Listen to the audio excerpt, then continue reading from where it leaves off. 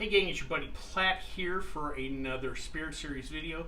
Today we're focusing on flavored whiskeys. Let's start off by using the TTB, or the government's definition for flavored whiskey.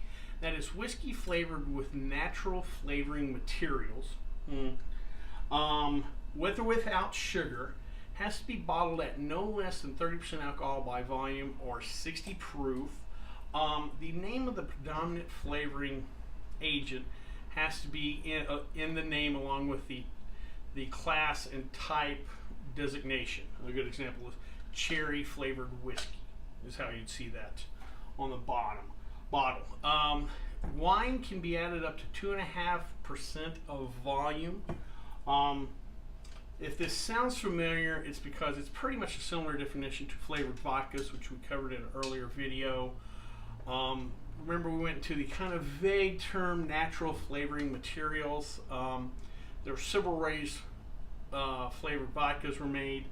Kind of the same here, except one of the ways, like if you're making a citron vodka or a citrus flavored vodka, you would have thrown lemon peels maybe into that last distillation run. Here, because of the color of whiskey, you're probably not doing another distillation, because that would strip the coloring, the brown coloring that is so familiar with whiskey. So they're probably doing it maybe through oils, what have you. Or maybe the maceration before they put into the barrel, what have you. The first of these flavored whiskeys actually came out quite a long time ago. 1976, Wild Turkey introduced a honey-infused bourbon. Now, probably part of the reason why I didn't take up was at the time it was introduced as a liqueur and not as a whiskey. And that kind of fell outside of what Wild Turkey did at the time. There was just really no traction for the product, even though it was available since 1976. Come 30 years later, around 2006, Wild Turkey reintroduced it as American Honey, and it started gaining a little traction then.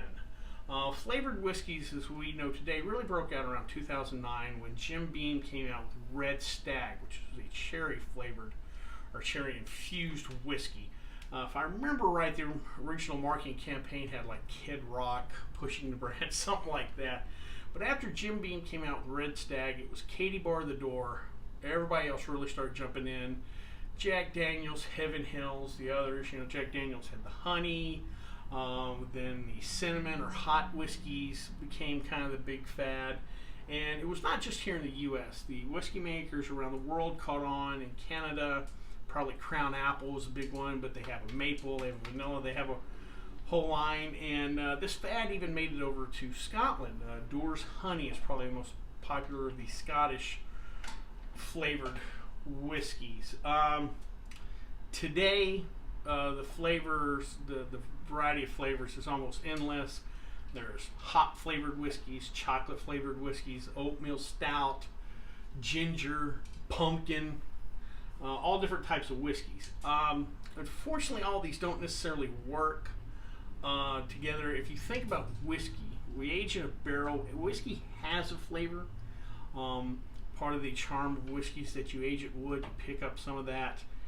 That's not always going to be complementary to flavors like pumpkin or ginger or what have you. That's why probably the flavored spirits will probably work better with vodka, because vodka is a neutral base. You're not having competing flavors. Also, too, it really doesn't make any sense to add flavor to any kind of whiskey that has any significant aging, a straight whiskey, a 4, 6, 8 year whiskey. Because again, it's that time in the barrel picking up the uniqueness of the wood that makes that whiskey unique. And to add it with hops or chocolate or rhubarb or something, it's kind of a little silly. That being said, there are some quality products out there. Certain things like honey and cherry or whatever kind of pair a little bit better. The particular flavored whiskey we're going to try today is Early Times Blind Orchard Spiced Apple. Comes in at 33% alcohol by volume, 66 proof. Early Times is actually one of the older classic American whiskey brands. The brand itself was created in 1860. Today, probably thought more of as lower end whiskey, but at one time was up there with some of the other premium whiskeys in America. Let's give this a try.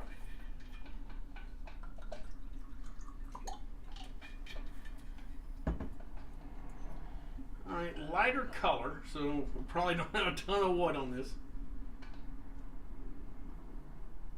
Get a little sweetness on the nose. I don't know if I'd call it apple. Well, maybe just a touch of apple. Let's give her a try.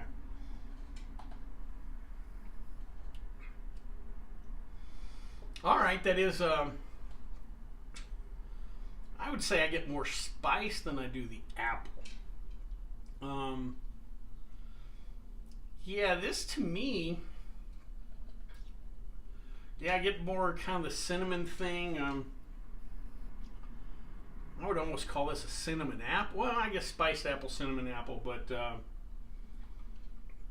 this to me actually tastes like if I could make this into like an apple cider. If I had an apple cider taste like this, it would be top notch. Overall, nice whiskey, light bodied. I